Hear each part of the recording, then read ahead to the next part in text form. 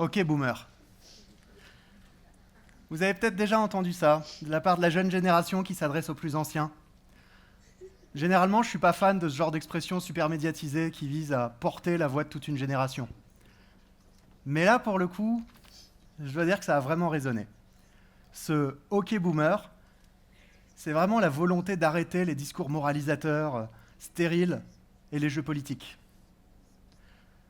Moi, je fais partie de la première génération à avoir été éveillée aux enjeux écologiques. Je fais partie de ces générations qui ont dû vivre avec tellement de paradoxes. D'un côté, pour être un citoyen responsable, je dois trier mes déchets. Je dois éteindre la lumière quand je sors d'une pièce. Je dois aussi éteindre le robinet quand je me brosse les dents. C'est ce qu'on me disait quand j'étais petit. Parce que sinon, c'est pas bon pour la planète. Mais d'un autre côté, je dois accepter que mon immeuble, en plein cœur de Paris, ne fasse pas le tri des déchets parce qu'il n'y a pas de place pour mettre les containers. Même si moi je les trie. Je dois accepter que des boutiques laissent la lumière allumée toute la nuit, alors qu'elles sont fermées, juste pour qu'on admire leur vitrine. Et je dois accepter que mes toilettes consomment plus d'eau potable que moi. C'est la société dans laquelle on vit aujourd'hui. Je ne dis pas qu'il ne faut pas préserver la nature, c'est important. Mais la nature, finalement, elle n'a pas besoin de nous. La nature, elle se répare toute seule, elle s'en remettra. Nous, beaucoup moins. On veut préserver la nature parce qu'on dépend de la nature. Notre survie dépend de la nature. Et pardonnez-moi l'expression, mais on lui en met plein la gueule pourtant. Donc finalement, je me pose cette question, est-ce que ce mode, il est soutenable encore très longtemps?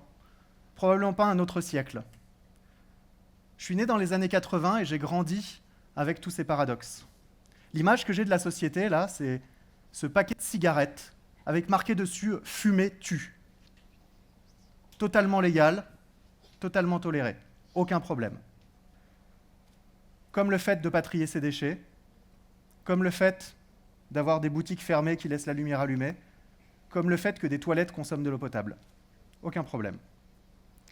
Donc si on veut arriver à changer ça, il va falloir vraiment changer les lunettes avec lesquelles on regarde le monde. Cette société dans laquelle on vit aujourd'hui, on sait qu'elle ne fonctionnera plus vraiment très très longtemps.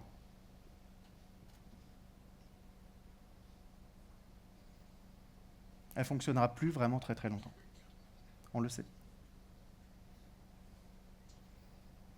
Là, je suis étonné de ne pas avoir plus de réactions parce qu'on a d'un côté des discours, de l'autre côté des actes qui ne sont pas du tout dans le même sens. Et quand il s'agit d'aller changer la société, là, on parle de changer tout le système. Et pas simplement pour essayer d'améliorer les modes de production, de consommation. Non, non, là, on parle vraiment de se préparer à ce qui nous arrive, tout ce qu'on a engendré au XXe siècle. Là, on va parler de famine, on va parler de montée des eaux, on va parler de crise humanitaire, sociale, on va parler de raréfaction des ressources. Tout ça, c'est ce qui nous attend. Et cette société, pourtant, on vit en plein dedans. La nature, elle va s'en remettre. La nature, elle est résiliente. La nature, elle est capable de se remettre de tout. Il n'y a aucun souci. Nous, c'est beaucoup moins notre cas. La nature, elle favorise, en fait, l'adaptation et la collaboration. Et elle punit ce qui prend trop de place. On prend trop de place. Quand je dis la nature, je ne parle pas d'un mécanisme pensant ou quoi que ce soit. La nature, c'est près de 10 millions d'espèces qui coexistent et qui vivent chacune leur quotidien. Mais la nature sait ce qui fonctionne. Depuis près de 4 milliards d'années, la nature, elle fait le tri. Elle fait le tri et elle conserve que ce qui marche. Donc si à un moment donné, on veut savoir comment fonctionner un peu plus en harmonie avec la nature, il suffit de l'observer. Les anciens, les peuples qui dépendent beaucoup moins de la technologie, observaient beaucoup plus la nature que nous et s'en inspiraient.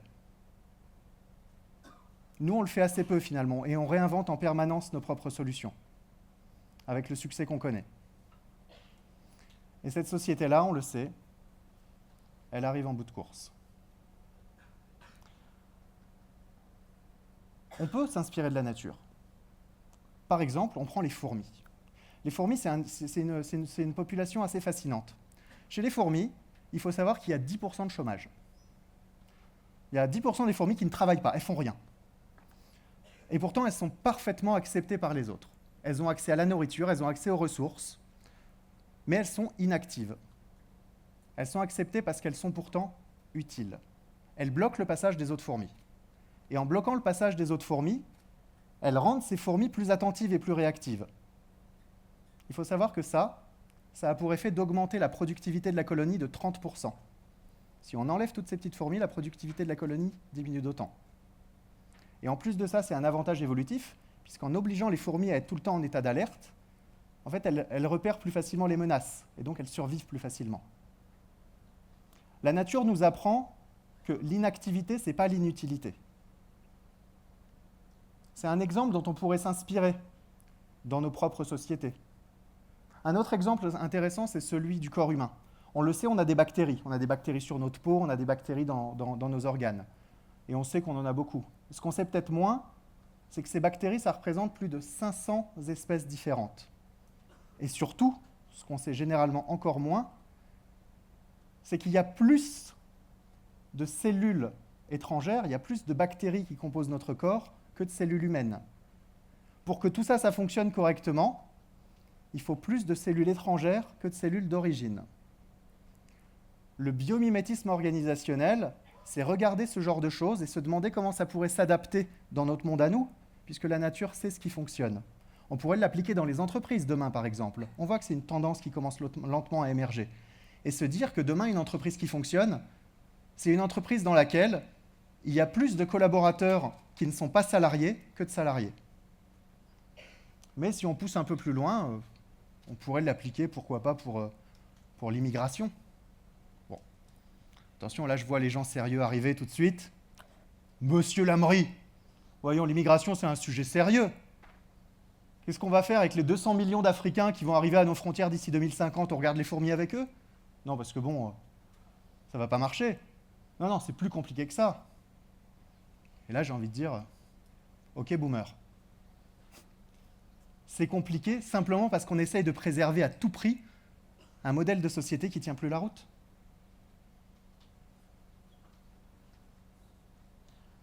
La société dans laquelle on vit, c'est la société du XXe siècle. Aujourd'hui, il faut qu'on chausse les lunettes du XXIe siècle. Des lunettes qui nous permettent de vivre avec les autres espèces, dans la nature, en parfaite collaboration. 99,9% des espèces qui ont existé un jour sont éteintes aujourd'hui. Les 0,1% des espèces qui restent, c'est-à-dire ce qu'on peut voir aujourd'hui, c'est celles qui sont collaboratives et qui se sont adaptées.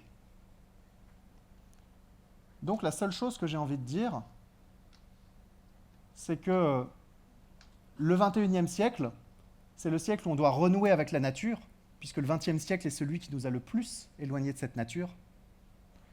Et que renouer avec la nature, c'est ressembler un peu plus aux 0,1% des espèces qui s'adaptent et collaborent.